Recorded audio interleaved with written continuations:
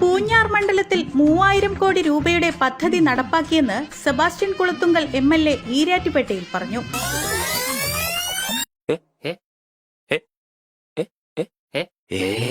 ഈ വാർത്ത കണ്ടപ്പോഴാണ് നമ്മുടെ MLA പുറത്തിറക്കിയ നിയോജക മണ്ഡല വികസന രേഖ എന്റെ കയ്യിലുണ്ടെന്ന് നിങ്ങൾക്ക് കാണണോ?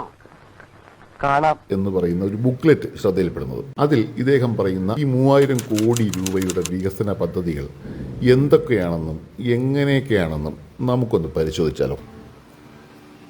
അതിലാദ്യം നമ്മുടെ നാട്ടിലെ കുടിവെള്ള പ്രശ്നം പരിഹരിക്കാൻ അദ്ദേഹം നടപ്പിലാക്കിയ പദ്ധതികൾ ഏതൊക്കെയാണെന്നും അതിനുവേണ്ടി മുടക്കിയ തുകകൾ എത്രയൊക്കെയാണെന്നും നമുക്കൊന്ന് നോക്കാം.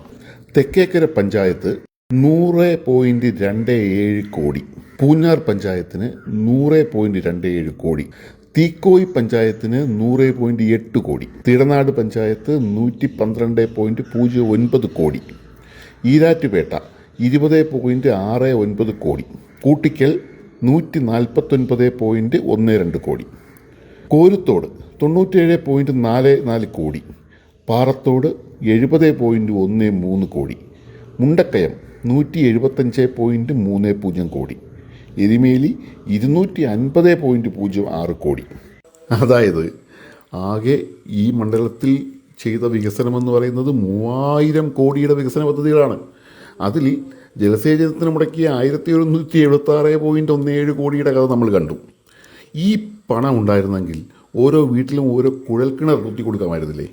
അതോടുകൂടി ഈ നാട്ടിൻ്റെ കുടിവെള്ള പ്രശ്നം പൂർണ്ണമായിട്ടും പരിഹരിക്കാമായിരുന്നല്ലോ. അപ്പോൾ ഇതാണ് ജലസേചന പദ്ധതിയുടെ അവസ്ഥയെങ്കിൽ ബാക്കി വരുന്ന 1823.83 കോടിയുടെ കഥ കൂടെ നമുക്കൊന്ന് നോക്കട്ടെ.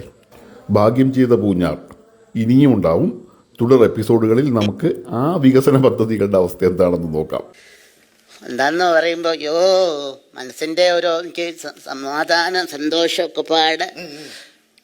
നിങ്ങൾ എന്ത് വെറുപ്പിക്കലാണ്, ഭയങ്കര വീട്ടിലാണല്ലോ നിങ്ങൾ.